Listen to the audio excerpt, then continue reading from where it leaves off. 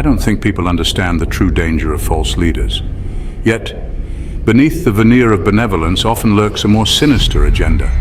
These are the false leaders, individuals driven by greed, a lust for power, or a warped sense of control.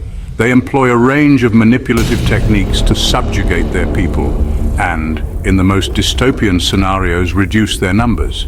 These techniques are as old as civilization itself, but they take on new and terrifying forms in our modern age. False leaders thrive on exploiting our fears and insecurities. They offer simple solutions to complex problems, often scapegoating minority groups or external enemies to consolidate their power. They understand the seductive allure of a single, unifying narrative, especially in times of uncertainty and upheaval. This is the siren song of the false leader, a promise of security and order at the cost of freedom and individual thought. But how do these false leaders achieve such control? How do they convince millions to surrender their autonomy, and in some cases their lives? The answer lies in a multifaceted strategy that targets the very core of human psychology. From subtle manipulation to overt coercion, the tools of the false leader are as varied as they are effective. Let us delve into the dark heart of these techniques, examining the methods and motivations behind this quest for absolute control. By understanding the tactics of false leaders, we can better equip ourselves to resist their allure and safeguard the future from their dystopian visions. Are you terrified of being manipulated by those in power? Propaganda, the systematic dissemination of biased or misleading information, becomes the lifeblood of their regime. Through carefully crafted narratives, they mold public perception, demonizing opponents and glorifying their own actions, no matter how heinous. These leaders understand the power of repetition. Slogans are plastered on every wall, broadcast on every channel, until they become unquestionable truths ingrained in the minds of the populace. Dissent is swiftly silenced, labeled as treason or madness, and those who dare to question the narrative are ostracized, imprisoned, or worse. Cult-like tactics further tighten the leader's grip. They cultivate an atmosphere of fear and paranoia, isolating individuals from outside influences and fostering an unhealthy dependence on the leader for guidance and reassurance. Charisma becomes a tool of manipulation used to foster blind faith and adoration. This psychological conditioning creates a society where critical thinking is suppressed. People become willing participants in their own oppression, blindly following the dictates of the leader, even as their freedoms are stripped away and their lives are manipulated to serve the regime's goals. Why are there not more people talking about the silent and deadly hand of biological warfare?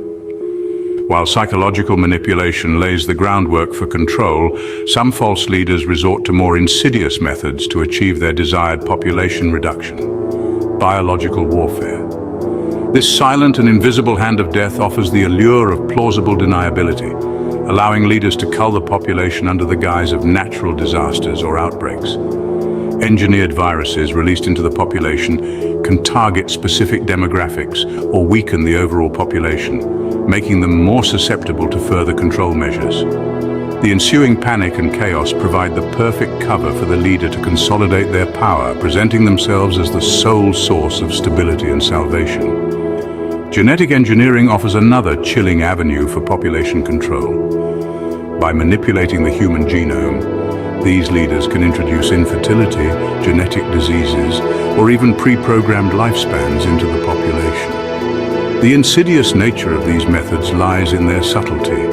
Generations could pass before the full impact of this genetic manipulation is realized.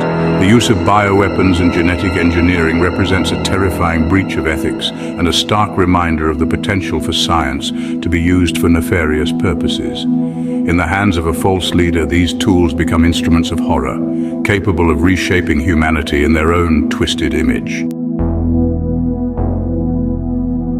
Why are there not more people talking about how false leaders control the masses through deprivation?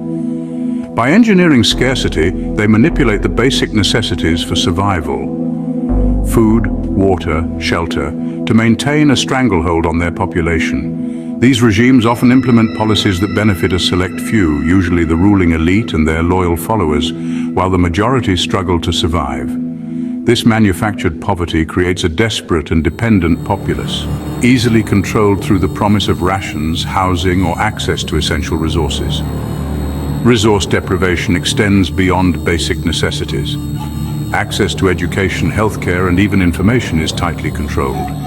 This deliberate withholding of resources creates a population too preoccupied with survival to question the motives of their leaders or challenge their authority.